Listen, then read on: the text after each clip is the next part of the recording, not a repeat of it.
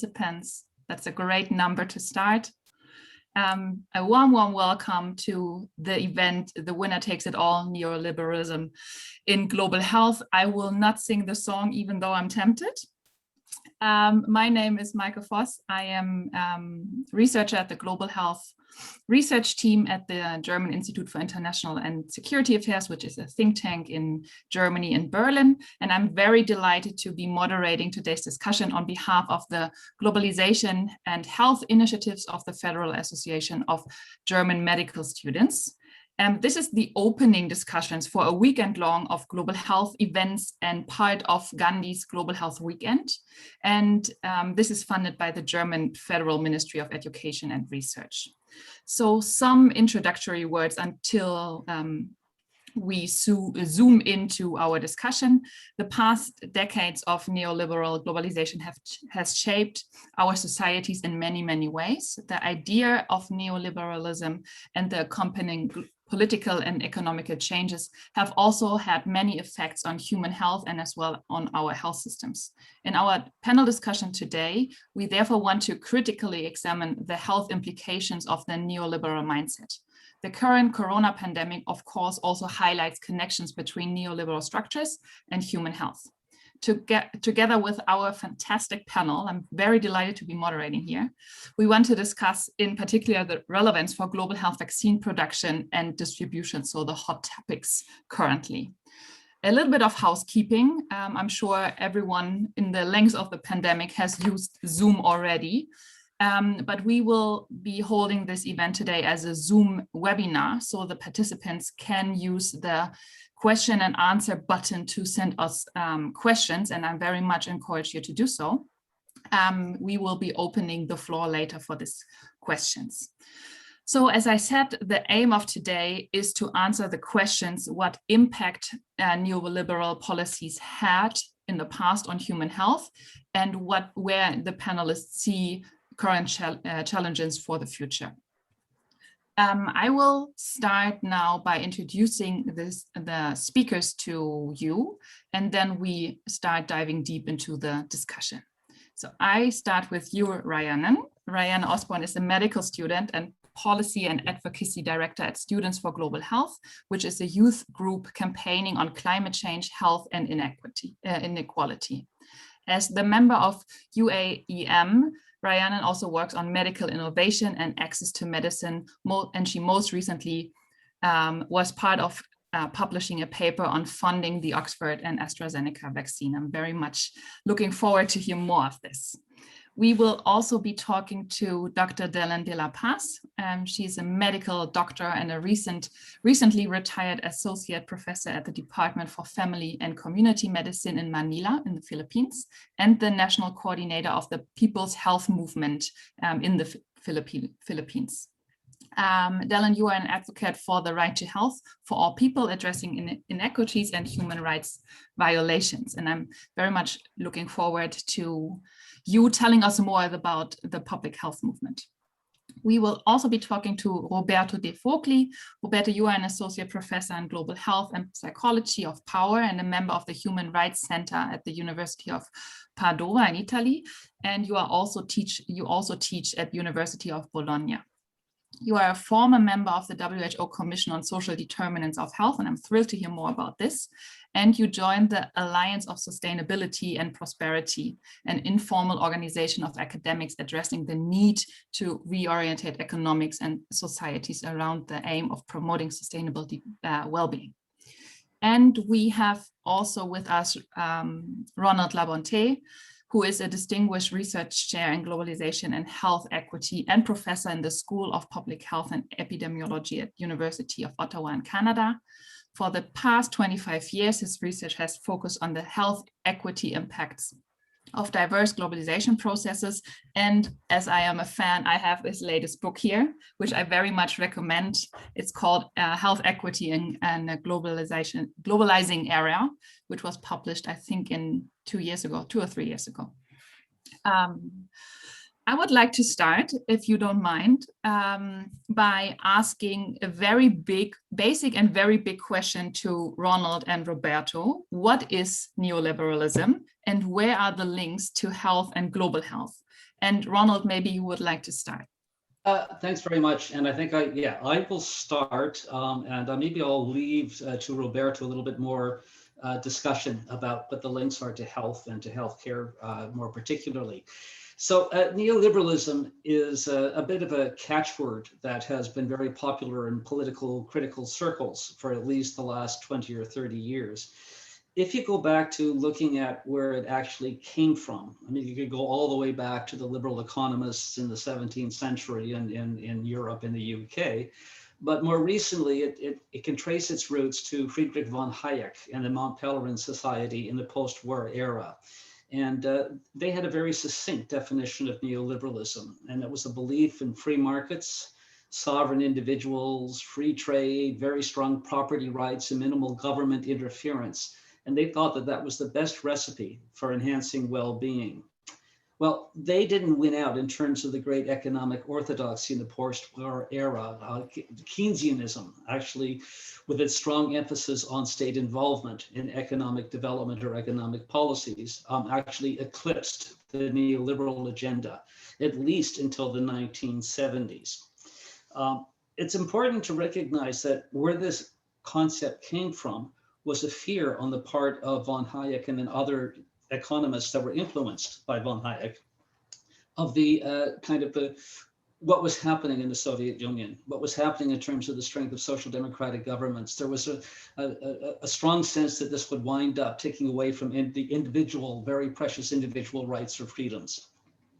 Now, it didn't take hold during the 30 glorious years post-World War II until the end of the 1970s, moving into the 1980s. And there, capitalism was going through one of its episodic contradictions, its tendency to have overproduction and undersell, underconsumption.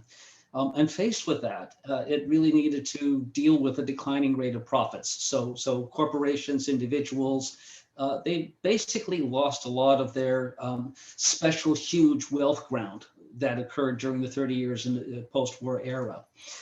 So faced with that and faced with declining kind of economic growth, slightly decreased economic growth, it provided an entree for neoliberal theory to enter into.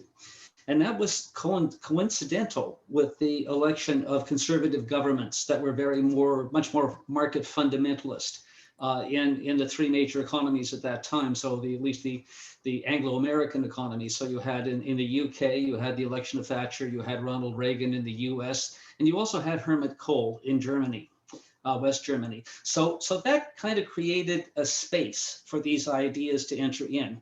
Now, that's not saying that the conservative agenda was necessarily neoliberal, but what neoliberal economists were promising is that if you follow our policy nostrums, this free market, sovereign individuals, free trade, et cetera, wow, that's going to be the best thing for everybody.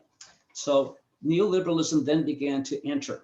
Now, already a number of economists in different economic schools had been steeped in neoliberal theory and had begun to diffuse throughout the entire world. And that included in the World Banks, the IMF, and into the finance ministries of many countries. And where it really kind of got its grab hold was that period of when we had high inflation and stagflation during the 1970s. So then we see that neoliberal policy got introduced principally through such organizations as the World Bank and the International Monetary Fund in response to this huge debt crisis that was happening in low and middle income countries. And that debt crisis was created partly by an industrial policy in those countries that relied upon the import of oil. And we had the oil price shocks in the 1970s, where the price of oil went up very, very rapidly over two huge price surges. So in order to afford importing the oil to continue with their industrialization policies, these countries had to borrow very, very heavily. As a result, when there was an attempt to sort of suddenly raise interest rates to curb this inflation, their debt burden became overwhelming, and they had to rely on the World Bank and IMF for debt relief. Now, that came with all of these attached structural adjustment policies. And you had neoliberalism 1.0, which was structural adjustment and the rollback of the state. So that was where governments were told, privatize, sell your assets. We need to get money to pay off your debtors, open up your economies because liberalized trade is the best thing since unsliced bread, whole wheat bread, etc. So many of the countries were compelled as a cost of borrowing to introduce these policies. At the same time, we had a kind of a neoliberalism 2.0 that was unfolding, and that was financialization.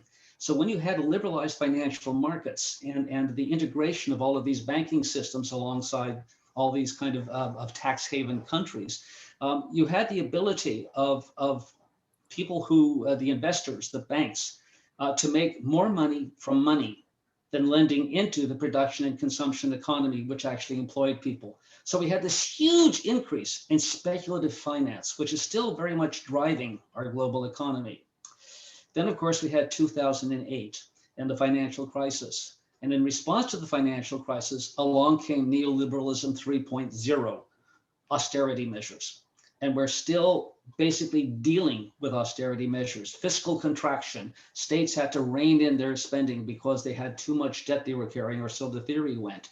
Now, as a consequence of this, you find that government spending as a proportion of overall economic product continues to sort of decline relative to the amount of private wealth that's being held by individuals relative to taxation. That's going to affect their ability to provide the conditions that allow for health. And maybe at that point, I'll pass it over to Roberto and sort of he could talk a little bit about what the health and healthcare implications are. Yes, thank you for this introduction, Ron. Neoliberalism is such a contested topic and is even hard to define it because so many scientists disagree on the definition. And as Ron pointed out, it started out from the Mount Pelerin Society, Hayek, then Milton Friedman, Chicago School of Economics. And the idea of neoliberalism was quite obscure, and but in the 70s, in the 80s, slowly it became the dominant economic theory, especially with the support of Ronald Reagan and Margaret Thatcher. And what is neoliberalism in terms of policies? It's about deregulation, privatization, liberalization, so it's a theory of economic progress that asks countries to deregulate markets as quickly as possible, to liberalize trade, so remove all subsidies from agriculture, for example, privatize healthcare systems because government interventions is supposed to become minimum, to be reduced as much as possible. And then it's about globalization of finance and trade and flexibilization of labor, and also the abandonment of full employment policies that was around the Keynesian consensus and even the universal declarations of human rights after the post-war. We, Ron, and many others have studied the impact on global health. And basically, neoliberalism has increased inequalities, economic inequalities. So reducing the possibilities of countries of promoting public health and reducing infant mortality and in promoting longevity in the most effective way, especially because neoliberalism relies on the trickle-down theory of economic development. So it's supposed to make sure that the most privileged people in society get richer, and then this economic success will trickle down on the rest of the population. This did not happen very often, and neoliberalism has reduced the potential of economic growth to reduce mortality and promote health on the general view. Recently, there are lots of discussions on whether neoliberalism has created some obstacles or some problems or some predisposing risk factors for the pandemic? This is a very difficult question, also because we don't know the origin of the coronavirus yet, even though we know that 70% of pandemics have originated from wild animals. And there is a report from the United Nations Environment Program that shows that among the most important risk factors, there is growing trade, consumption and exploitation of wildlife, deforestation, and increasing urbanization and intensification of agriculture. All these factors have been promoted indirectly by neoliberalism, because neoliberalism is about deregulate the agricultural system, remove subsidies for small farmers, and actually push them towards urban areas because they don't have jobs anymore in agriculture.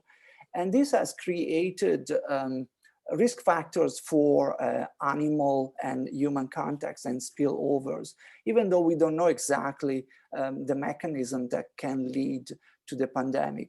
Another potential mechanism is the global financial crisis has resulted in austerity policies, especially in Europe. And these austerity policies have produced fragmentation of healthcare systems, have reduced budgets for example, hospital beds and in intensive care. They were so crucial for cure and healthcare for the pandemic. And also they may have reduced budget for prevention. And we know that testing, tracing, and isolating are the most important interventions to prevent cases for COVID. Also, we know that neoliberal policies and neoliberal ideology, I would say, they tend to promote the idea that we should prioritize the economy instead of health. So, for example, the Great Barrington Declaration was signed by different authors and contributors, but was funded by neoliberal think tanks that think that government interventions should not be promoted. And they promoted the idea that I call laissez-faire the virus. So they promoted the idea that the government should not intervene because it's better to let the virus do its course. They pushed for the herd immunity, which was never achieved through natural infection. It was only achieved through vaccination. And basically they promoted failed policies that could have been seen in the approaches of Boris Johnson in the United Kingdom, at least in the first phase, Bolsonaro in Brazil, and Donald Trump in the US. So all these policies may have created predisposing factors for the risk of pandemics, even though we don't know exactly if there is a link between the two. Thank you very much, Ronald and Roberto. I think I would like to go on to Delen for now and ask you to join the panel now. Maybe you can give us a little bit insight in the public health movement and your work there, Delen, and maybe then come to where you see barriers in the journey of providing healthcare for all and the right to health, and what role neoliberalism plays there. Over to you. Thank you, Maike. Thank you, Ron and Roberto, for the introduction on neoliberalism. So from the perspective of the People's Health Movement, we are looking at it that neoliberalism has actually reframed public health, because it used to be a collective approach to health. Now neoliberalism has made it an individual, personal health of citizens. So it negated already that health is interrelated with everything. It just wants to show that you are healthy because you do it yourself. And if you are not healthy, then it's your fault. So it's like victim blaming. So it removes the interrelationship of the social, economic, political context in health. Also, it has neoliberalism has also made it financing, as mentioned earlier, that this it rather than addressing the services as a means for people to improve their health, it looks at more how much can you pay, and so it's prioritizing the financing aspect, and then it has also looked at the curative and biomedical approach more than the preventive and holistic approach. It has also looked at verticalization and fragmentation of health, looking at it more from a disease perspective rather than a horizontal and a comprehensive approach looking at wellness. So it has worsened, neoliberalism has worsened the social determinants of health. So you have more poverty, there is more inadequate access to the health services. There are, because of the lack of resources of people, then they are living in poor living conditions with environmental degradation, worsening conditions of work. There's precarious employment. The work is also not looked at in terms of the hazards.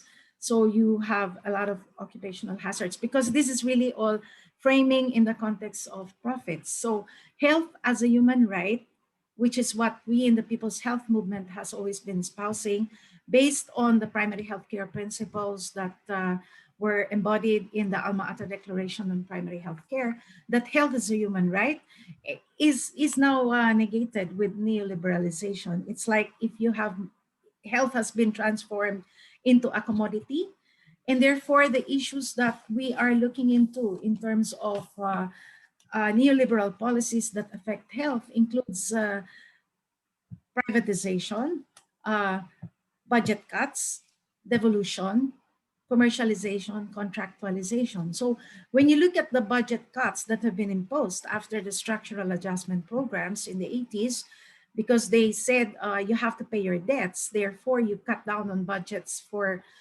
social services that will be revenue, that will be non-revenue enhancing, then that means a cut on health, education, housing, etc. So with the budget cuts, that means the public health system has been has lost support in terms of improving its facilities, hiring more health workers, or providing medicines at the health center level.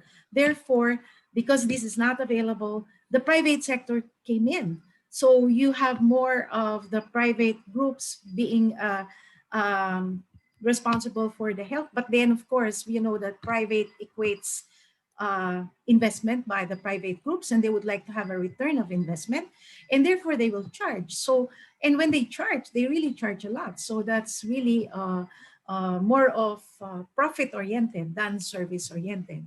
And because governments have been forced to cut down on budgets, they have been forced to privatize. And privatization does not only mean outright sale of the public health facilities, but even within a public health service, there is a lot of out-of-pocket payment because the government is no longer able to provide. So there is really a lot of, and now they're linking up with public-private. They're pushing for public-private partnership, which in the end is dominated by the private. So in the end, you also pay a lot for the services rather than getting it free. When we say free, it's because people have paid for it ahead of time. So that means their taxes are supposed to be reverting back as service. But instead, even if they have already paid their taxes, they're still paying a lot at the point of care because of this privatization thrust. So this is really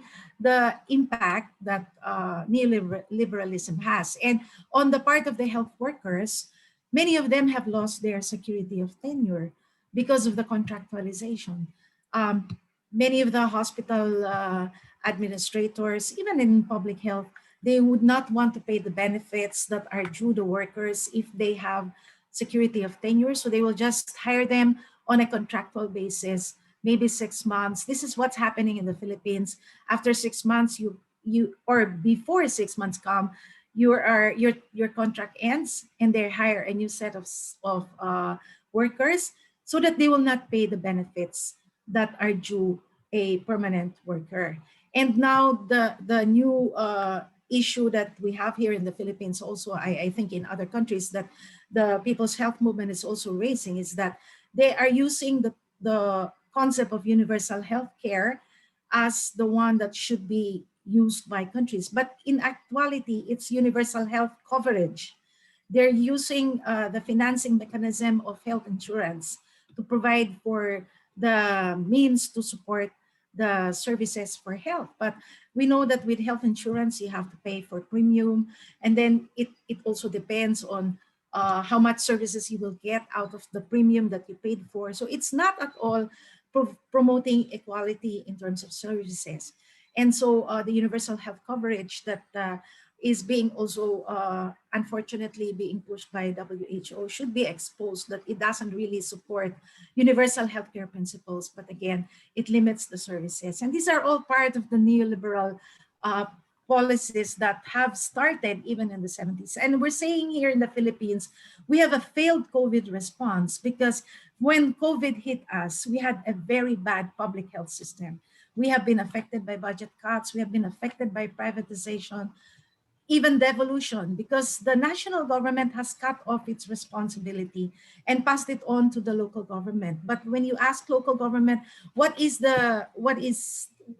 to be done, they will always say, oh, we don't know because we don't have the resources and things like that. So, but when you ask national government, they say, oh, we don't know because we have already passed on the responsibility to the local government. So they're just passing on the responsibility to each other at whose expense? So again, it's people's health that suffers. So it's really something that we have to look at holistically, because the impact is not just on health per se, but on the economic, the political, the cultural, which has a very strong impact on health.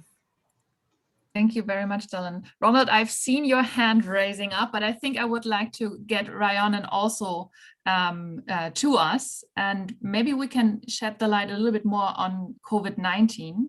Rhiannon, as an access to medicines activist, do you think the COVID-19 crisis, with all the attention of the media and the politics and ourselves, can vaccine equity, and what do you see as the milestones toward a more accessible medication globally?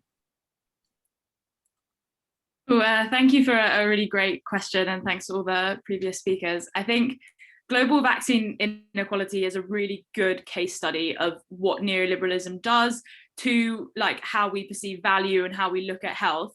And I think it's great that so many people are outraged by vaccine equity, but I think long-term change requires the diagnosis to be there as well, like the right diagnosis. It's not like, oh, this has happened and oh no, that's so terrible, let's give vaccines to these countries. It's the exact outcome of the system that has been designed. Like, it's not a surprise that we have this huge vaccine inequality. And I'll talk a little bit about how neoliberal policies kind of got us there. So if we look at kind of neoliberalism, if we start from how you design your system, the main incentive you use is profit. And the value of something is what you get on the market. So there's no inherent value to human life. Value is just what is traded on the market, basically. So you put markets wherever you can, and you design your systems for profit.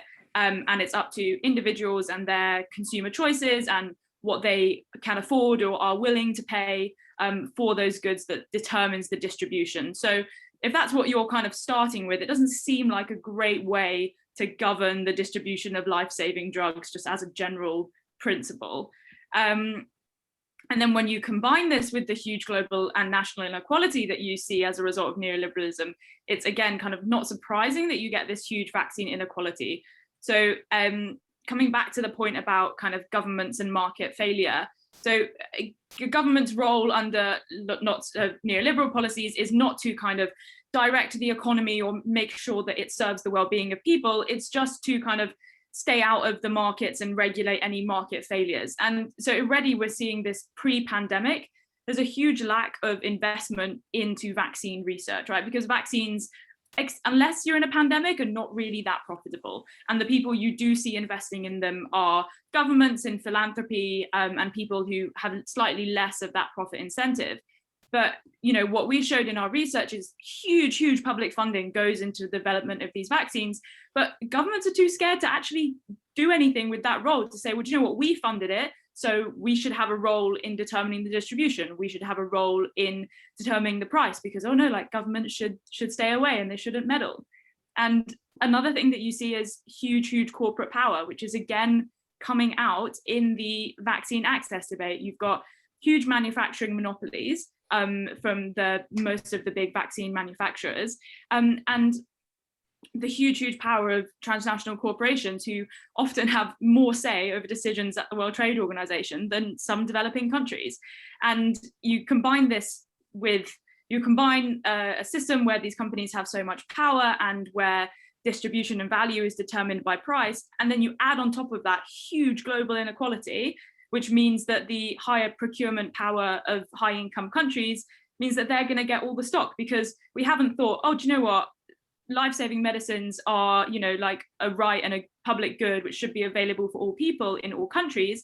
We'll just say, okay, we'll let it be distributed by the wealth of the country again. So, and a lot of the, building on this kind of global inequality, a lot of the narrative around vaccine access is very colonial. It's saying, oh, how could developing countries ever do it? They don't have the capacity. They can't possibly manufacture these super complicated vaccines, even though you have, manufacturers saying, we can do it, just let us do it.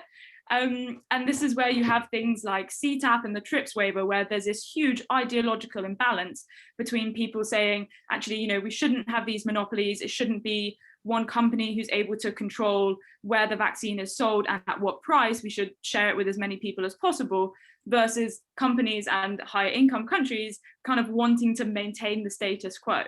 And I think that one of the biggest problems that we have underlying the kind of access to medicines debate is the very psychological impact of neoliberalism in terms of the idea of where innovation and progress come from, right? So under neoliberalism, and we have the idea that it's the private sector, it's the drive for profit, that is what creates progress and innovation, right? And when you apply that to access to medicines, people think, oh, well, yes, the vaccine or whatever it is should be cheaper, right? But then they won't make another one. Like the IFPMA, who's the International Federation of Pharmaceutical Manufacturing Associations, long name, but they released a press release basically threatening government, saying, who's going to make the next vaccine if you limit our profits now? And actually, this is a completely false narrative, and it's completely psychological, because most of these vaccines were publicly funded. Like government investment, innovation comes from communities, it comes from governments, it comes from public funding. It doesn't always, and very few times, comes from huge excessive profits. But this is the kind of narrative that you get, which I think is one of the biggest obstacles in the access to medicines movement, because we've been taught over so many years that progress comes from profit, progress comes from the private sector, and everything else is just an expense, which we want to minimize. Whereas, so that's kind of where I think that different neoliberal ideologies map onto vaccine access. I think it would be really great if during and after the pandemic, we strengthen that movement and look towards building a pharmaceutical system or medical innovation system which is governed for health. And if some people make some money, fine, but that isn't the overall purpose of the system, is to make money. The overall purpose of the system should be to provide life-saving medicines for everyone in the world, no matter what country they live in, and no matter how much, they shouldn't have to pay any money for them either. And so, yeah, that's kind of what I hope people will start diagnosing and looking towards post-pandemic. Thank you very much, and also for the deep dive into COVID-19. I'm sure we will continue there.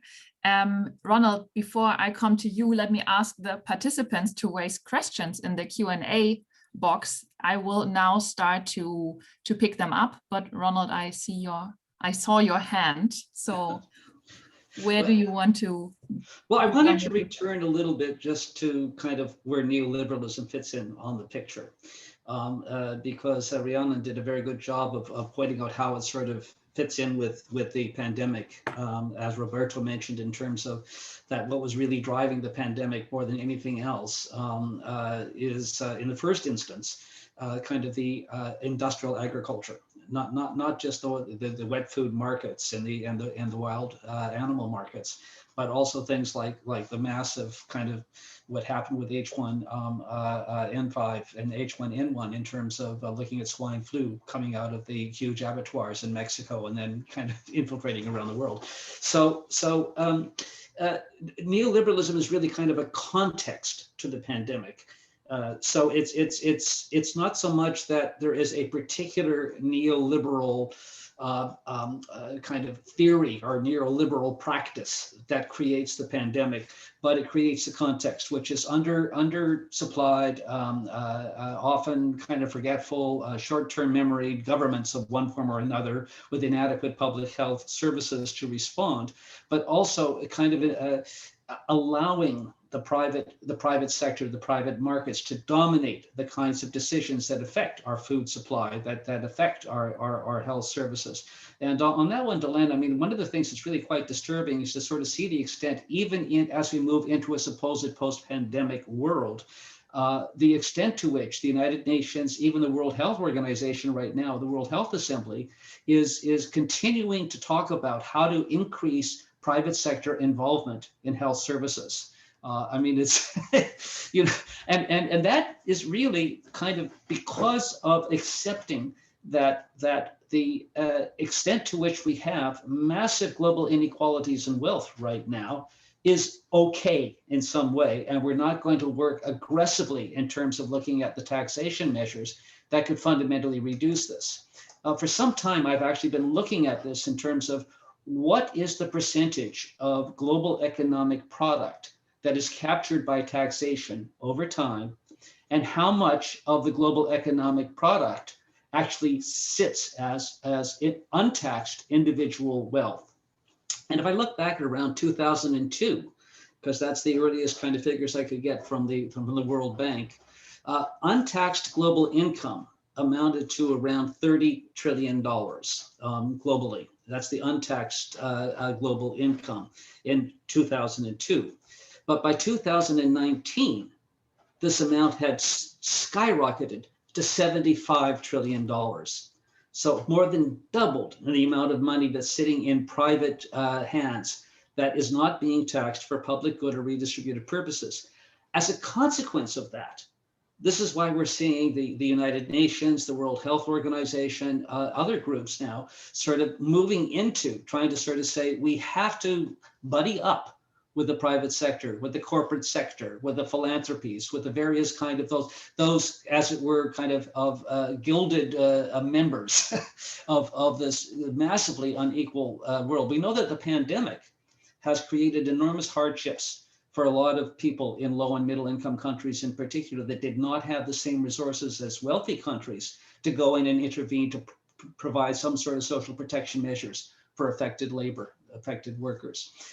But at the same time, there's been this huge, massive increase in billionaire wealth, both the number of billionaires and the amount of billionaire wealth. And that's because we haven't tackled the global taxation problem. We haven't tackled the taxation problem even within countries. Part of this, in terms of how it fits back into the neoliberal agenda, you go back to Adam Smith, who was actually a moralist. In the end, he basically said, if you have a whole lot of poor people in a country, that's unacceptable. That's morally unacceptable.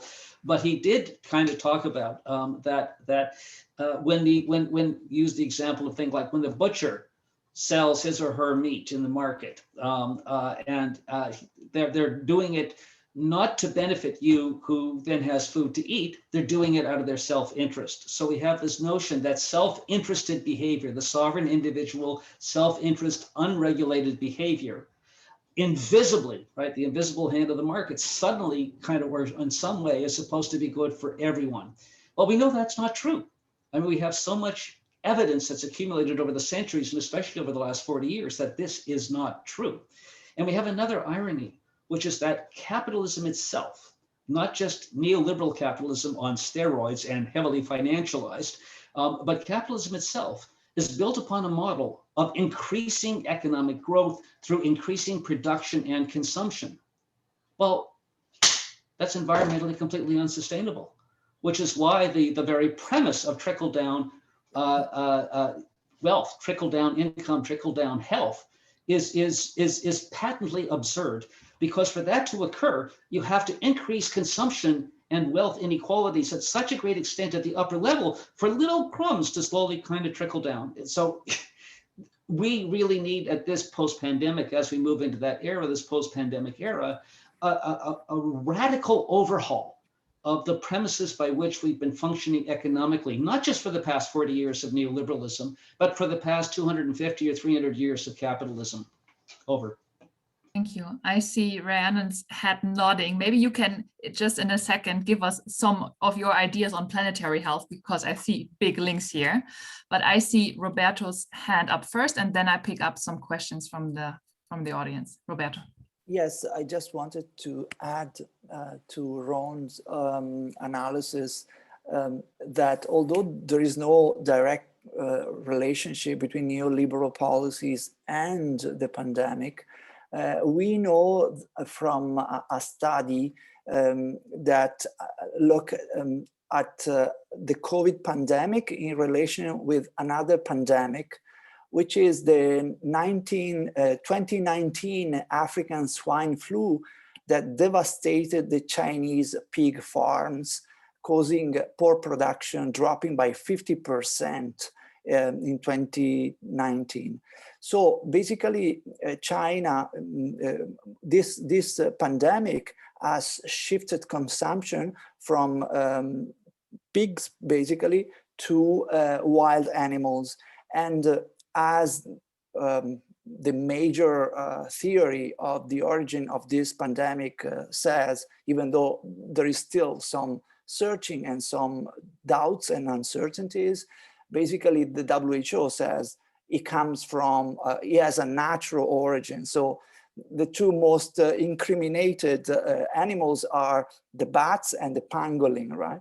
And so the fact that one pandemic, the swine flu that was caused by the intensification of agriculture, caused another pandemic, the COVID-19 pandemic, shows how all these factors are interrelated. So deforestation, agricultural intensification, and neoliberalism basically influences all of them.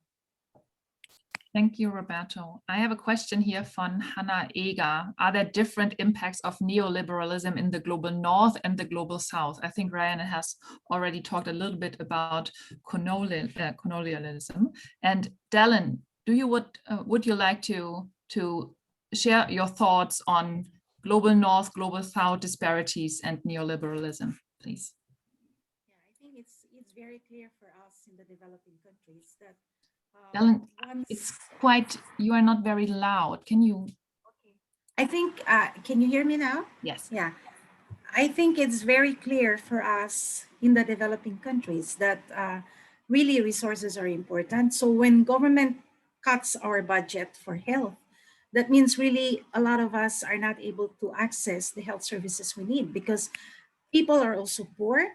And if they go to the health center and there is no medicine, they will just be given prescription. They will not be able to buy it as well. So the widening poverty of that is happening in developing countries that has resulted from the neoliberalist policies of free markets dominated by big business, dominated by the rich, are really having this big impact on the poor. And also the policies of not being able to, I'd like to focus on that the government really need to support the public health system. But with the influx of privatization, which is also forced by neoliberalist policies, then government is reneging on its responsibility to address the needs of the people, because instead they are saying, oh, we don't have the resource, or we are inefficient. It's private sector that has the resource. Let us make them support it. But we know that the private sector will definitely want a return of investment. So they will charge and they will put a cost to it. Whereas if it was government, then it would have been given out for free, because that should have been paid off by our taxes. So these are things that that the people in the global south are experiencing. But in the global north, I think when you say the policies are in place, that the budgets are there and they are able to support the health needs of people going to their facilities, because government has really earmarked the money for them. But with us in the south, government keeps cutting down our budgets, so we don't have that much resource. So I can explain it from that perspective. Thank you very much. Rhiannon, your perspective. Yeah, I think like building on what Delen said and what Ronald said earlier, I think one of the kind of huge consequences of neoliberalism and to a large extent capitalism is what we are already seeing and we'll see much worse in the future, which is climate change. And it's one of the both a symptom and a cause of huge global inequality. So, and I think loads of different parts of neoliberal and capitalist architecture get us to this environmental destruction, and it's layered on top of the inequality.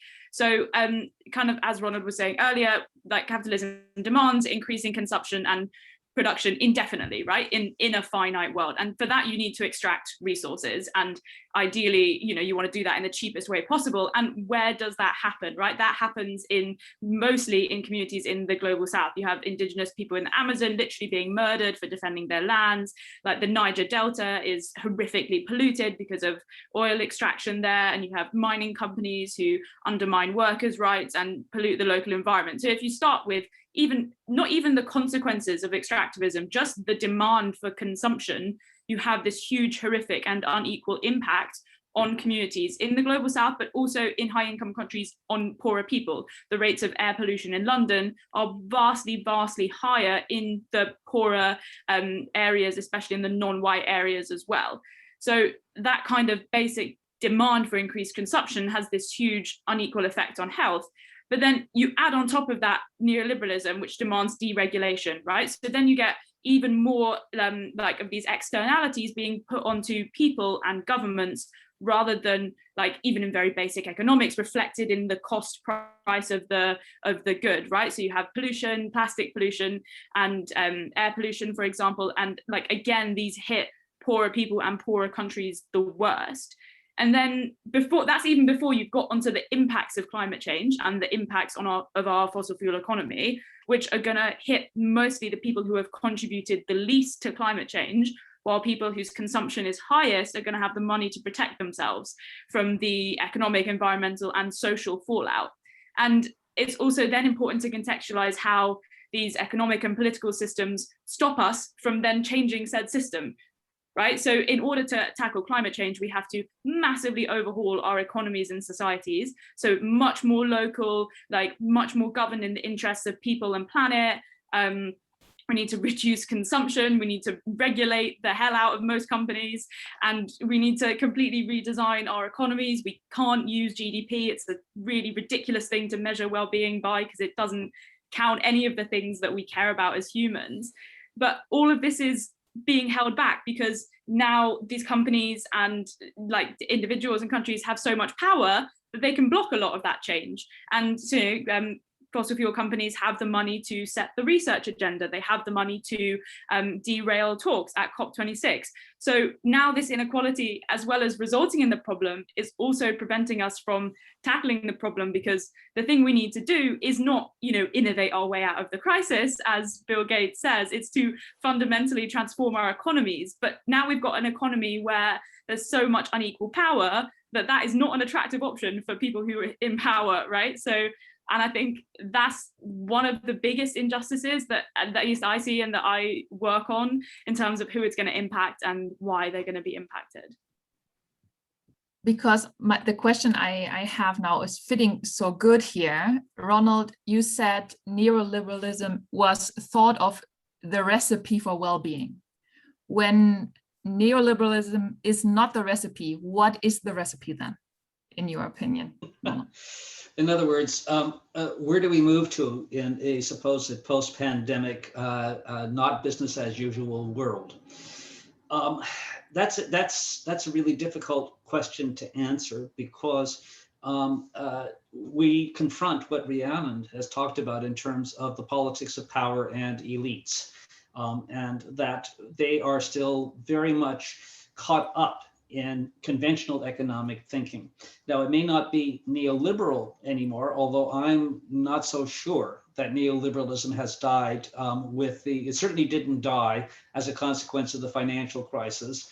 I'm not sure that it's actually died post-pandemic either, but it's kind of undergoing another sort of transformation where it's becoming kind of more intranational rather than global in terms of how it's being played out. So nations are starting to sort of just look inwards and be much more isolationist around their own economies.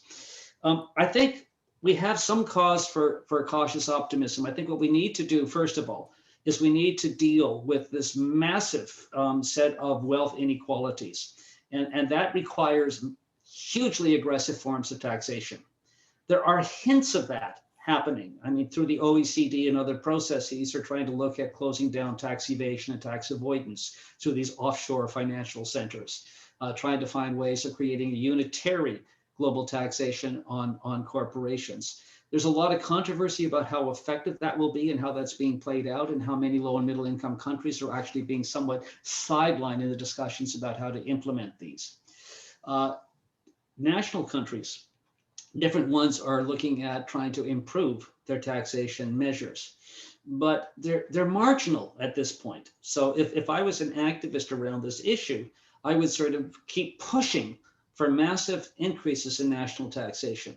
And there's no reason why we cannot put in place a financial transaction tax, an idea that has been floating around now for almost 40 years, for which many governments from time to time, their parliaments or their assemblies or congresses have voted to support a financial transaction tax. We still don't have it. That's kind of really speaks to the power of internationalized banking systems. But you know, that could be confronted.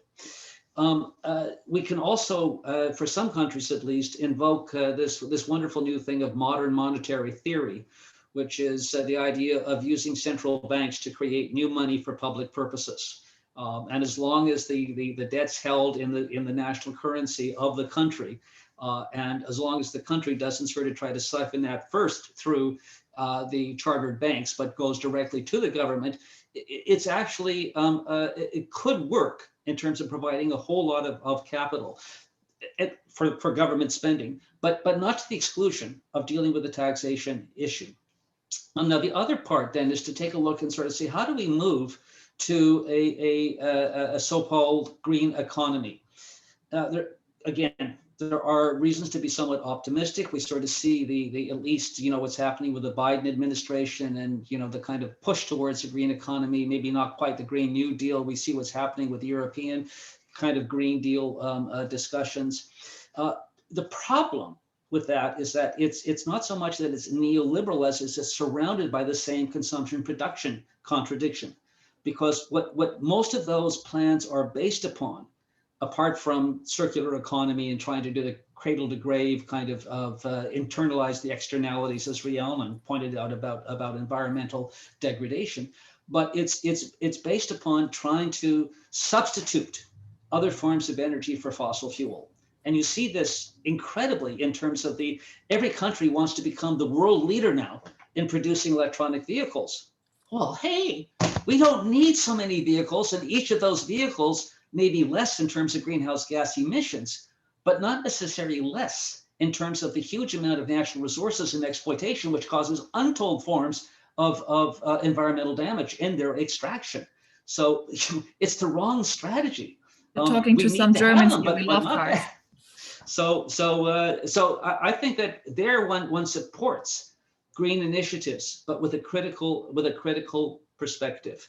So those are two areas in which I think we can start to make some progress. But we need to also get rid of instead of COVID creating the multilateral, we're all in it together, which everybody says at the rhetorical level, it's actually kind of wound up creating a whole bunch of little isolated individual nationalisms. So we really need to work on reinforcing multilateral structures. And that also means, going back to Delen's comment about the privatization, this also means we've got to get rid of the private sector funding, all this public-private partnership stuff that is slowly threatening to transform the United Nations into essentially a kind of a corporate greenwashing organization.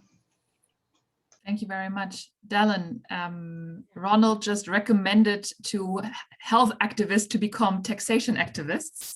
What would you recommend young activists and students when you think of neoliberalism and the right to health? What's your recommendation? Yeah, I think we have to be open to this different theories now, because this has been pushed on us for a long time, that the private development is being done in the name of private enterprise is being done in the name of development. But again, we always have to ask the question, development for whom? So I urge the medical students to really be very critical of what we read, especially the economic theories, because again, the basic question is, for whom is this? If it's not for the people, if it's just for the vested interests of a few, then it should not be the case. But they have to go back again to what are we here for? It's really for service. And what is health for?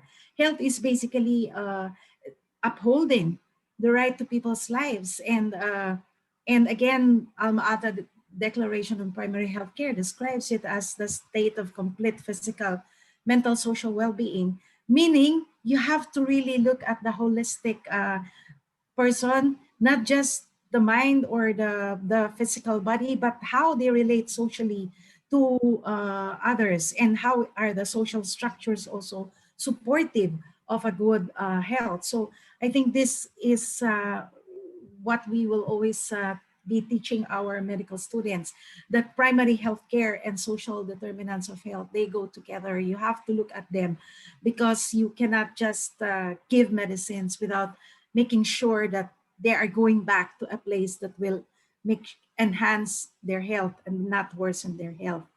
And also going back to the issue that Ron has been saying about taxation, I think we should also study the economics of this, because here in the Philippines, we have been advocating for that, because even if we tax the 1% rich, who are actually just the very, they are 1%, but they control a huge amount of the Philippine resources and economy. If we tax them correctly, then we will have the money to fund our public health programs without necessarily resorting to public-private partnership, which makes us indebted to the private sector.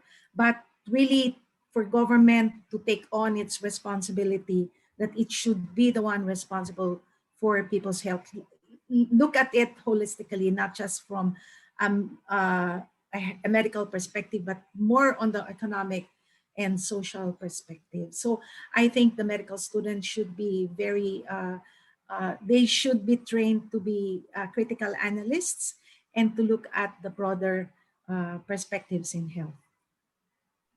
Thank you very much, Delen. I see Rhiannon's hand raised, and I'm sure she has some recommendations for students as well. Yeah, thanks. Although I don't know if Roberto, did you want to come in before me?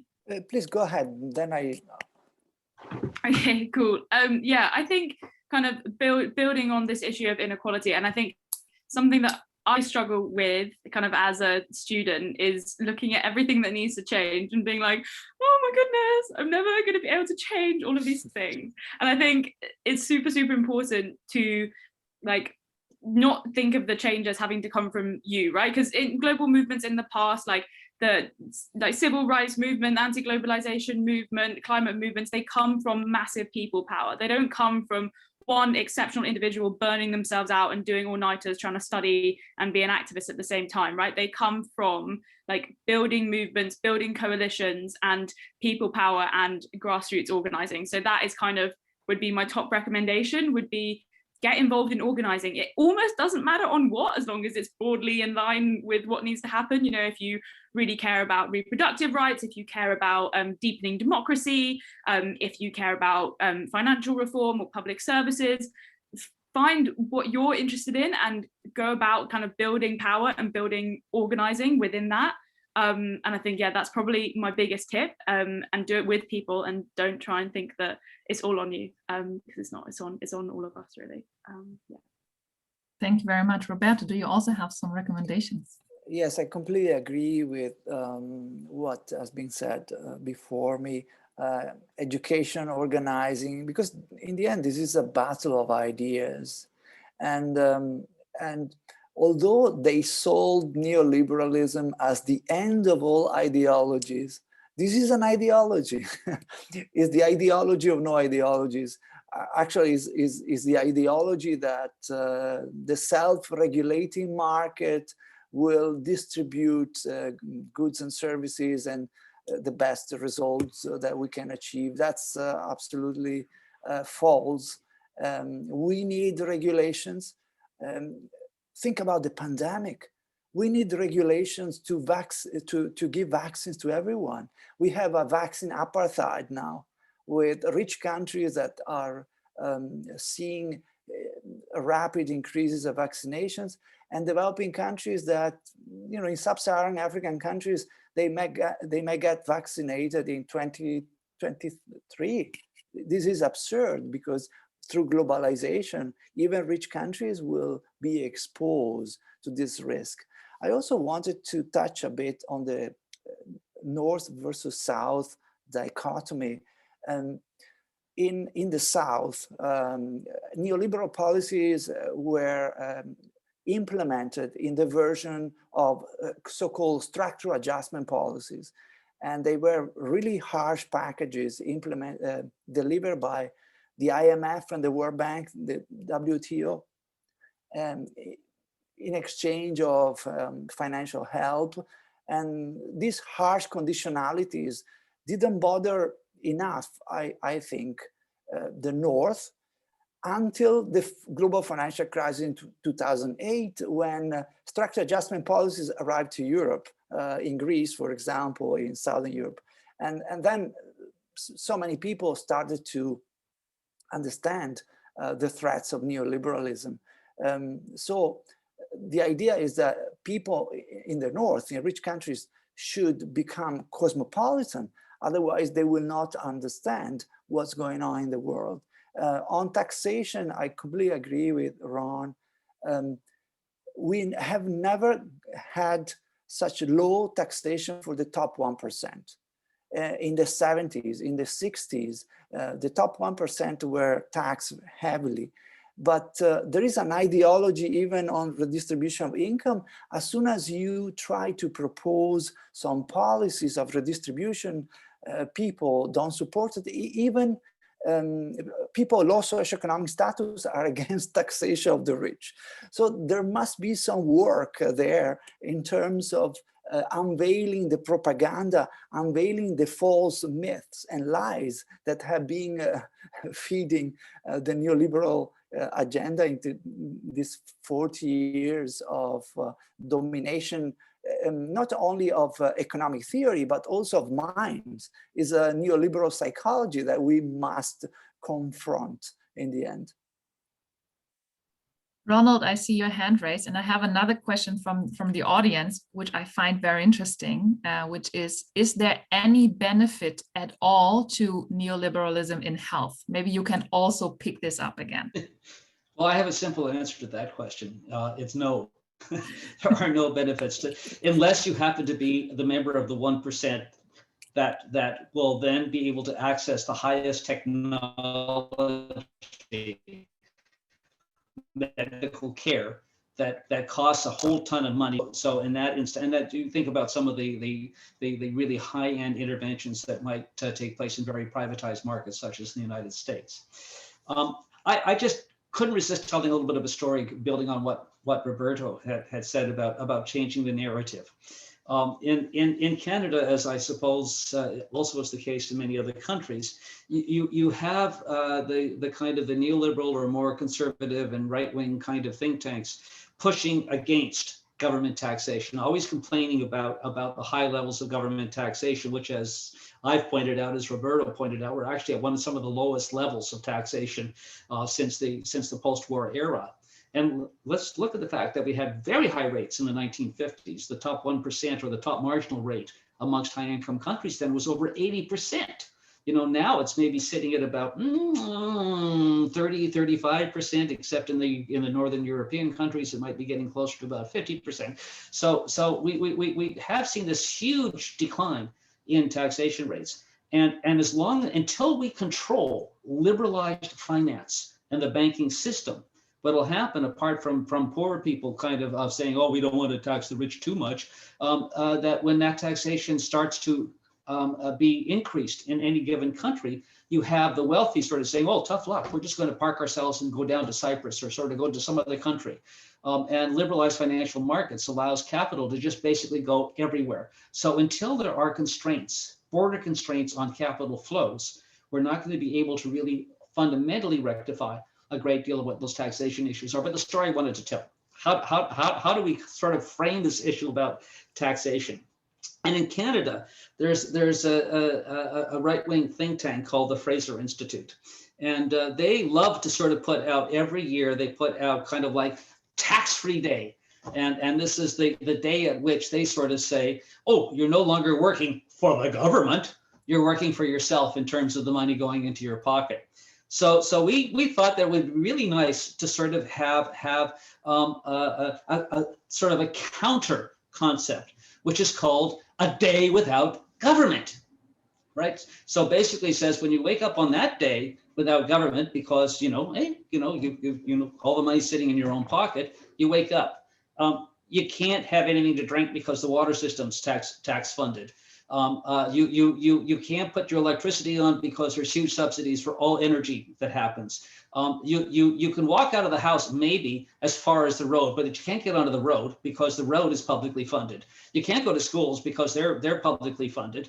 You can't use public transportation because, of course, there's no public. So you begin to itemize all the things that taxation actually pays for that you wouldn't have if you actually follow that neoliberal extremist view of having a tax-free day. So you shift the dialogue around to not so much about what taxation, why we shouldn't tax, but more about why we should tax. What is it we get? And you find repeatedly in different kind of population surveys that if you ask people about what they're willing to pay more taxes for, inevitably it's for public services. So if you emphasize the public service aspect, you can begin to overcome some of that resistance around the taxation. Thank you, Ronald. I see a lot of bachelor and master thesis coming now towards this topic. I hope so.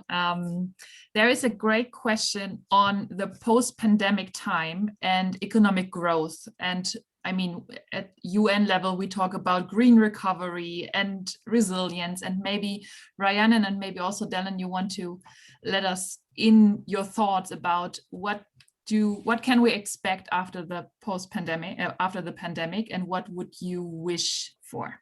Maybe Rhiannon, would you like to start?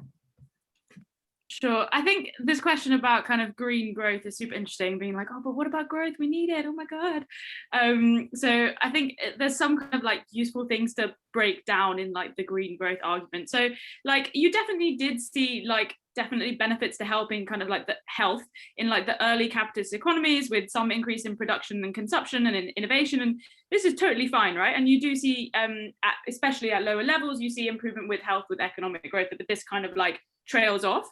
And it also depends what kind of economic growth that is, right? So in early, what are now developed countries, a lot of that economic growth was very protectionist. And that was kind of, the opposite was then forced on countries which we now call developing, which were forced to liberalize and open their markets very early on in their quote unquote development.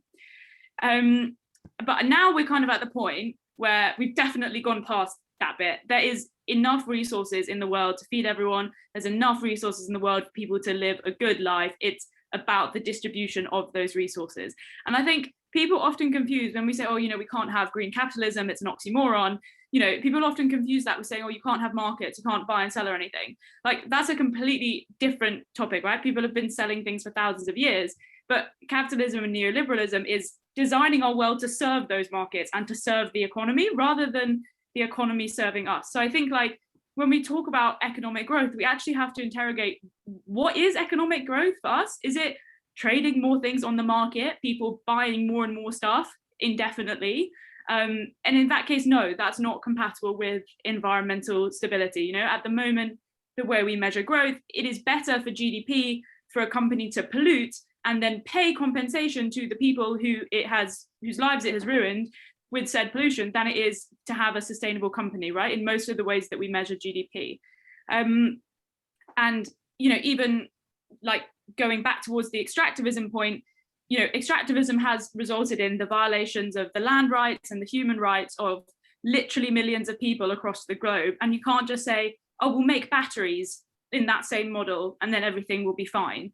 You know, so I think if we're going to talk about, you know, green growth, it's super important to ask, well, actually, what's an economy? What does it serve? And what's growth, right? Is growth this exponential rise in GDP, or is it improving well-being? And if so, we need to actually measure what we care about and not kind of kid ourselves that, you know, we'll all die without growth, you know, and actually interrogate what we mean by that and what we mean by an economy that serves us.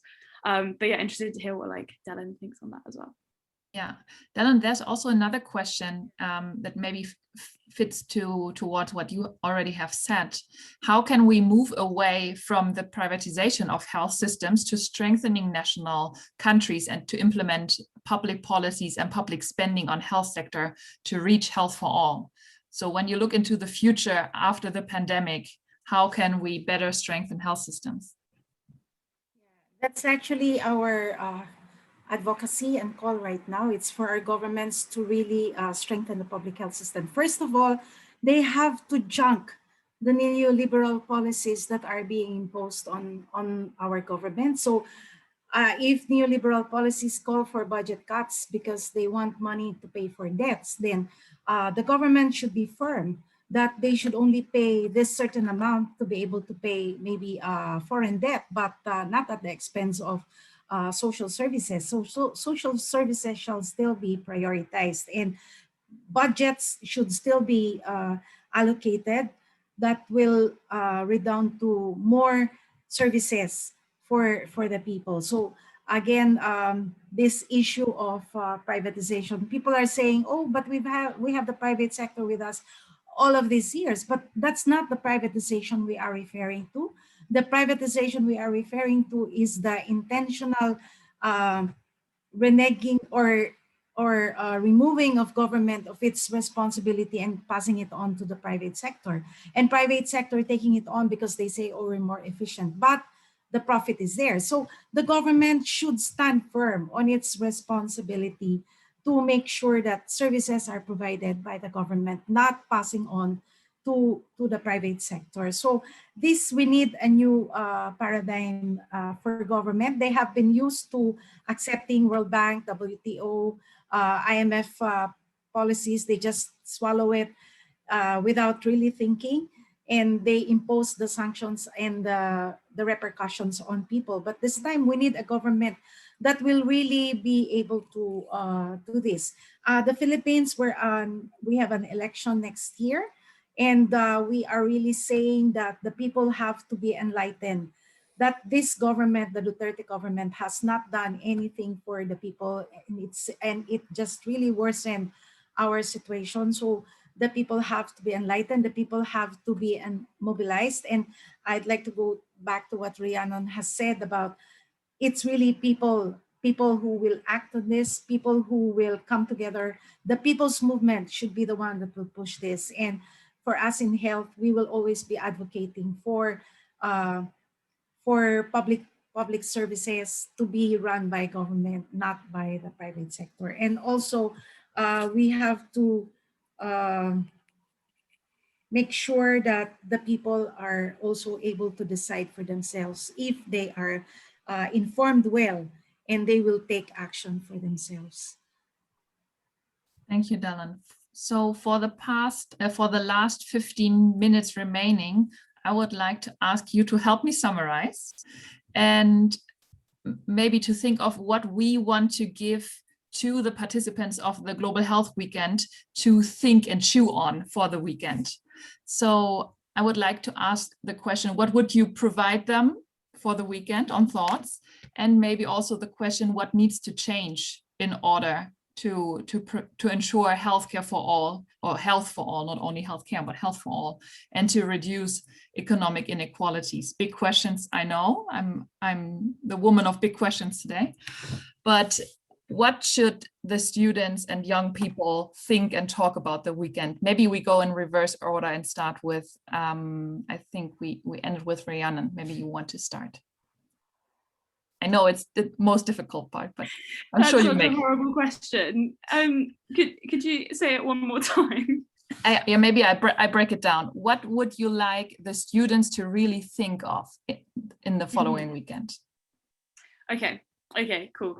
So I think what we really need to do, especially if you're like a health student, is very much interrogate what we are taught about health and medicine. I mean, Delen mentioned it earlier, saying how health is now an individual's problem, right? It's like we treat the patient, they come in, and we've moved slightly away from that, looking at the social determinants of health, which is good, but we still say, oh, these social determinants of health, isn't that sad? Rather than thinking about, well, they didn't just come out of nowhere. The social determinants of health are caused by inequality, caused by the systems that we live in, and are the major determinant of people's health and livelihood. You know, like it's the environment, both the social and the natural and the economic environment around people, that determines their ability to fulfill their right to health. So I think kind of number one would be definitely challenge what we're taught about where health comes from and kind of whose responsibility it is to make people healthy. Because in our current systems, no matter how much you exercise, if you're born in the wrong country, if you're born into a poor family, if you're born without particular privileges, you don't have a hope in hell of being as healthy as you could be. So I think that would be probably my first thing. And I'm trying to think of what else I want people to talk about. This is really hard. Actually, I want people to talk about building a better option as well, because I think, especially for, like, I find I do like loads of reading about all the problems, and then I'm kind of sad and I'm like, oh no.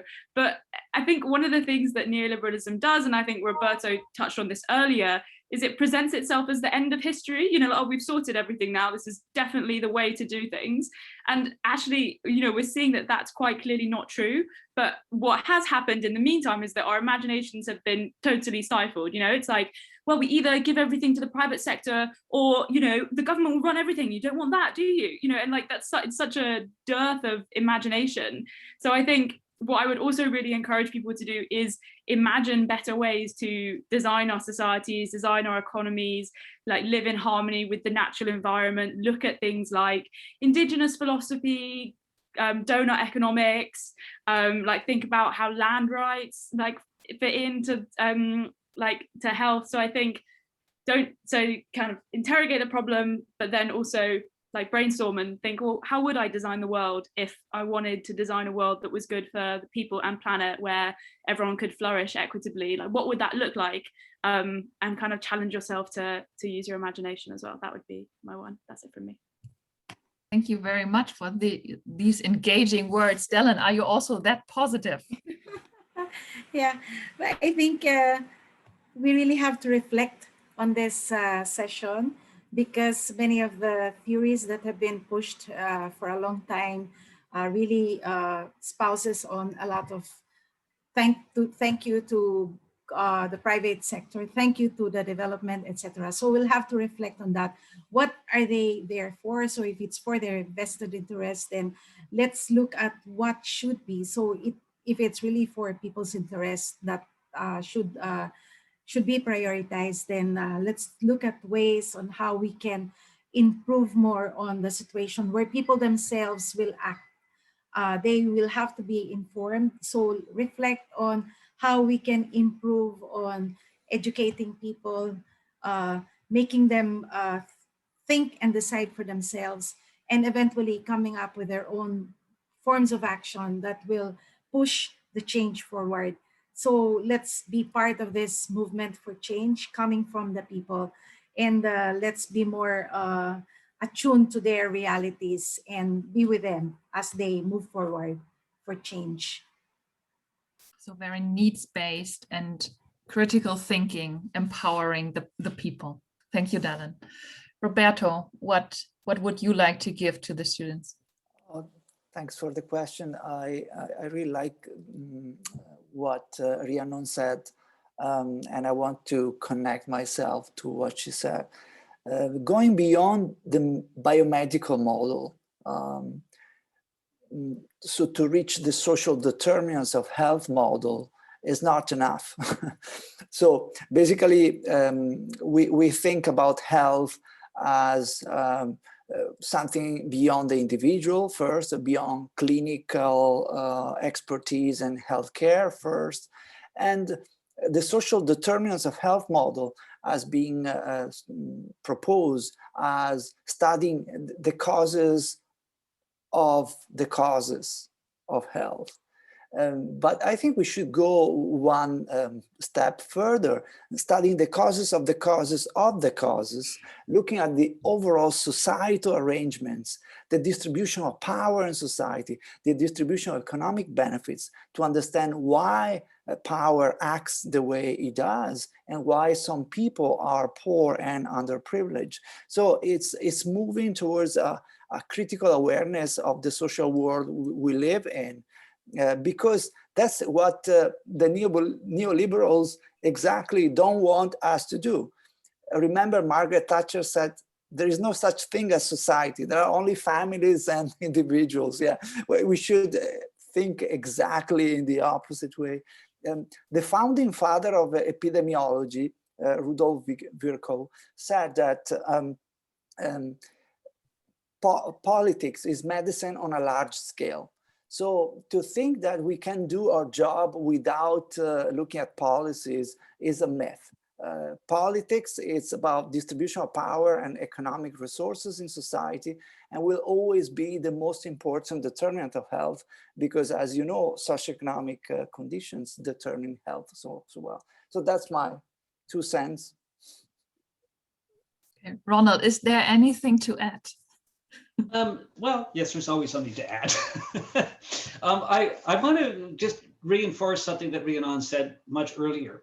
And that is about, for the people who are going to be talking with each other over the weekend, to think about what aspect of this interconnected kind of set of problems of pathology, what aspect of that draws them most. Is it climate change? Is it biodiversity? Is it income inequality? Is it about the issue facing migrants, et cetera? Because they're all interconnected.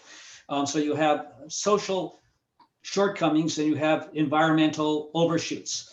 Which one of those topics is the one that they feel most drawn to? And then to commit to an organization, to sort of work with that organization to assist them in sort of pushing forward on those policies. I was always impressed with a little Sufi parable, how they defined generosity. And generosity was doing justice without requiring justice. And that's one of the ways in which to overcome the sense of depression, is that we're not doing this because we expect to win. We're doing this because we necessarily have to do this, regardless of whether it accomplishes what we want to achieve. Sure, we all like to be successful, but what's more important is that we're active. Right, that's the most, because it's also important for our own mental well-being. But I also want to draw attention to this wonderful little kind of model that Kate Raworth came up with a couple of years ago called donut economics. And some of you have probably seen that, in terms of all the different spheres that we're overshooting on the ecology and all the social dimensions where we're undershooting and creating social pathology.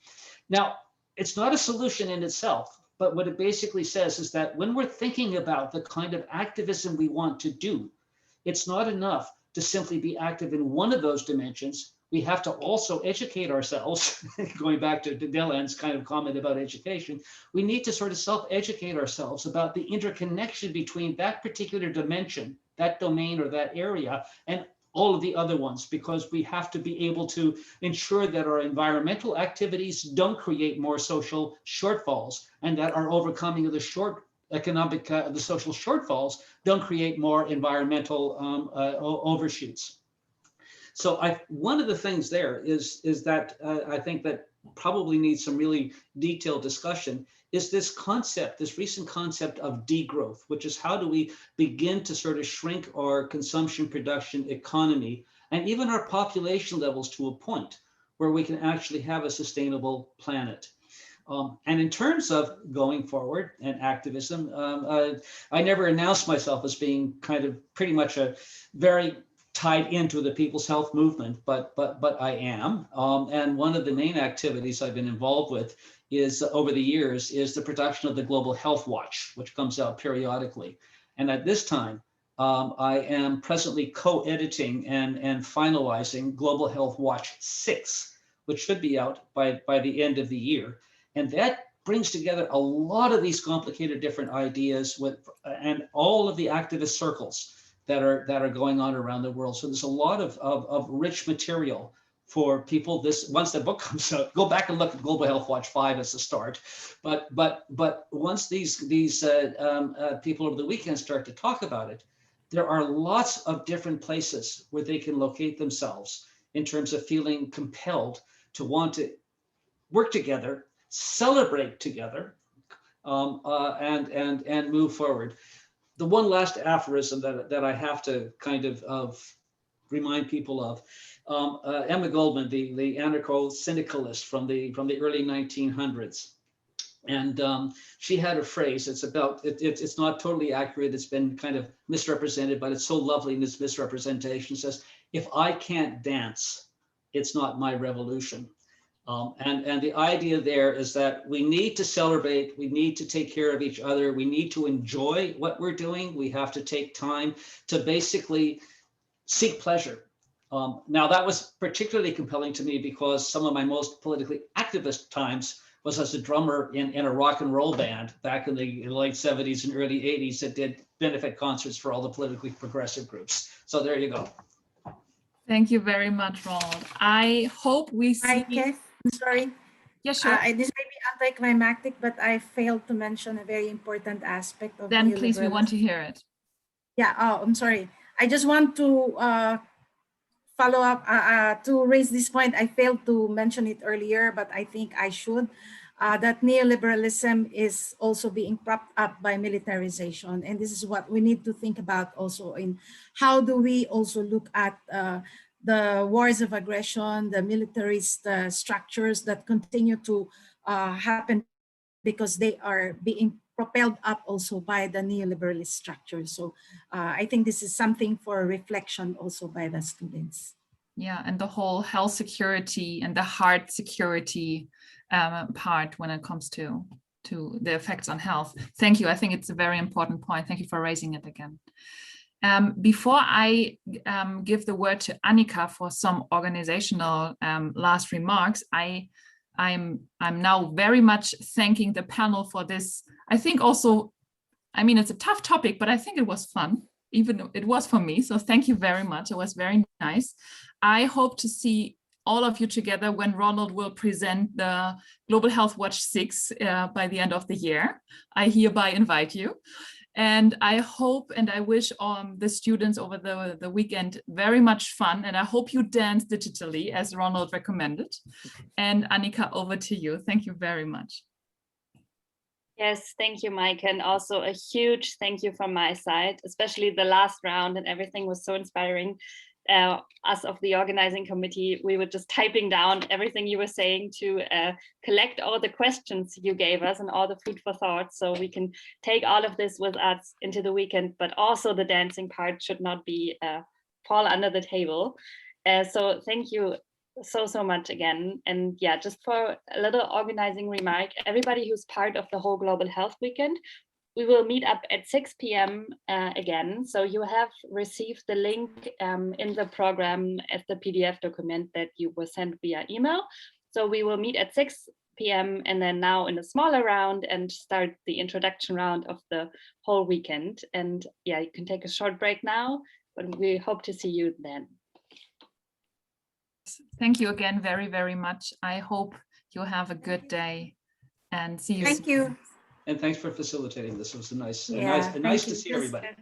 Yeah, thanks Yes. everyone. Yeah, it was a very good interaction. Thank you. Love to hear this. Bye. Bye. Good day. Thank you all.